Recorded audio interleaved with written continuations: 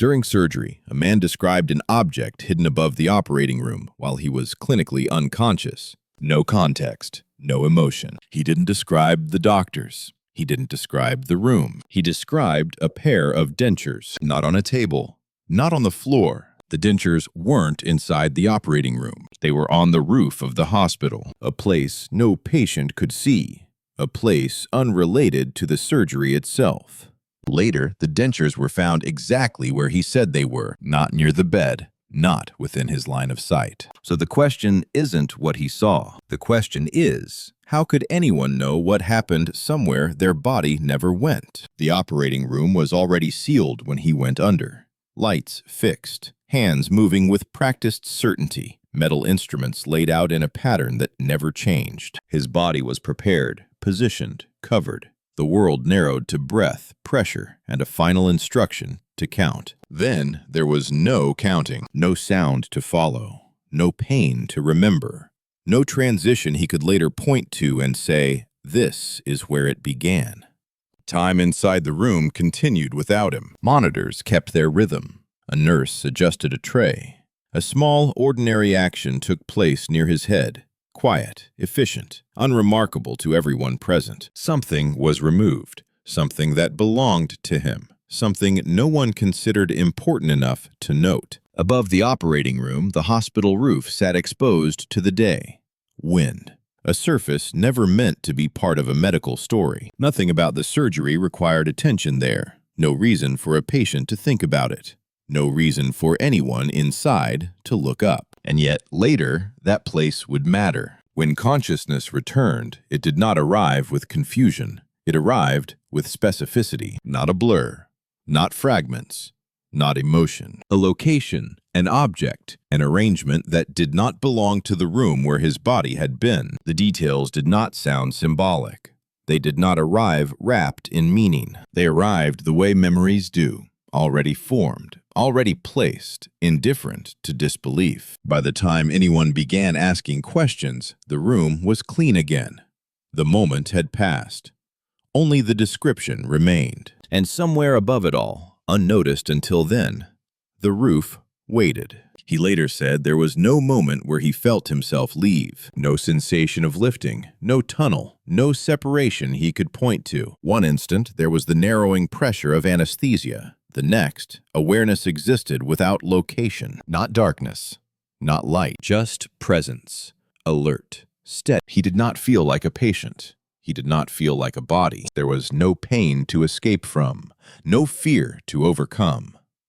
Those ideas belonged to somewhere else. What followed did not unfold like a dream. There was no narrative, no sequence searching for meaning. Instead, there were observations, detached, precise. He became aware of the operating room without being in it. Not from the bed, not from the ceiling. From nowhere he could name. The room appeared smaller than he expected, more contained, more mechanical. The movements of the staff registered without emphasis, hands doing what hands always did, voices present but unimportant. His attention did not stay with them. It drifted, not upward in any physical sense, but away. The next, he was aware of the exterior of the building, as if the room itself lost relevance. And then, just as naturally, his awareness shifted again. There was no doorway. No boundary crossed. One moment, the operating room was simply no longer the focus. Not the hospital as a whole.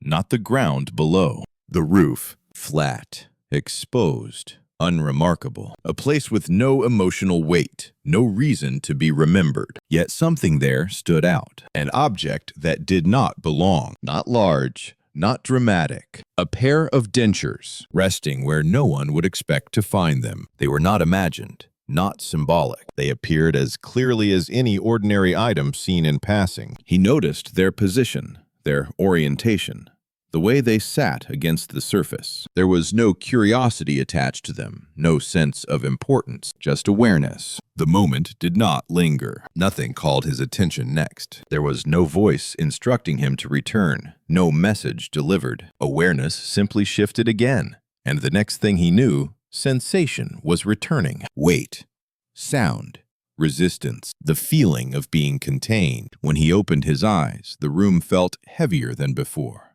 smaller. People were closer. Their faces carried focus, not mystery. Time resumed its normal pace. Later, when speech returned, he did not describe fear. He did not describe peace. He described the dentures, not as a story, not as a claim, as a fact that seemed obvious to him. He spoke of where they were and waited. At first, no one reacted. The room was still settling back into routine. Post-operative steps, vitals, notes. What he said didn't fit anywhere in that sequence. A nurse paused, not because of what he described, but because of how he described it.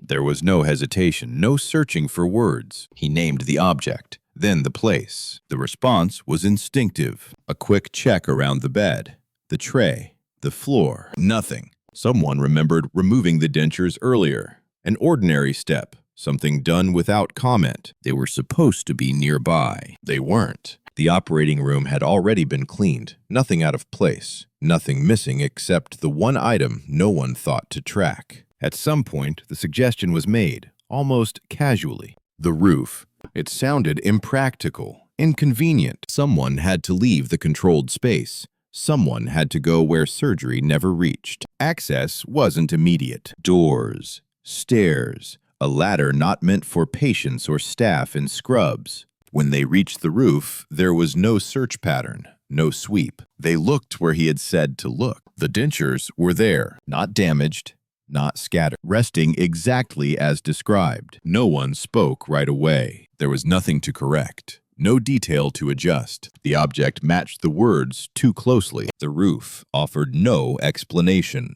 no logical path. No reason for the item to be there at all. It was a space disconnected from the procedure, from the room, from the body. Later, records confirmed the timeline. The dentures were removed while he was fully under anesthesia, before complications or recovery. No window from the bed allowed visibility upward. No mirror or reflective surface. The operating room ceiling remained sealed, the walls uninterrupted. There was no documented moment where he was awake enough to observe anything. No pause, no partial recall window. The staff did not record the incident as a miracle. They did not label it. It was noted only as an inconsistency, something that did not align. When asked again, he did not add new details, did not embellish. He repeated the same description, same place, same position, nothing more, nothing less. And with that, the story stopped growing. But it did not close, because every check ended in the same place. On a roof no patient ever sees. Cases like this are rarely discussed in isolation, not because they are common, but because they sit at the edge of what medicine records comfortably. In hospitals, outcomes matter. Survival, recovery, complications. Experiences do not fit neatly into charts. Yet over time, similar reports have accumulated. Patients describing events that occurred while they were unresponsive. Details that were later checked, not impressions or metaphors. Locations. Object, often minor, often overlooked. In operating rooms, awareness is assumed to stop when anesthesia takes hold. Brain activity changes, responsiveness disappears. The body remains. The person, by definition, is absent. And yet, accounts persist where awareness seems to continue without the body's participation. In this case, the detail was not dramatic. No message, no vision, just an object displaced from expectation. What makes it difficult, there was nothing to gain by saying it. No audience, no reward. The statement came before confirmation. Before anyone knew there was something to find. In medical reviews, such cases are often grouped under neutral terms: anomalous perception, unexplained awareness, labels that acknowledge the event without claiming to understand it. Skeptical explanations are proposed: chance, guessing, confabulation. But each explanation requires an opening, a moment where the information could have entered. Here, that opening remains unidentified. No line of sight. No auditory cue, no prior knowledge of the location. The roof was not part of the narrative until it was spoken. Some researchers suggest that consciousness may not be as tightly bound to the brain as assumed.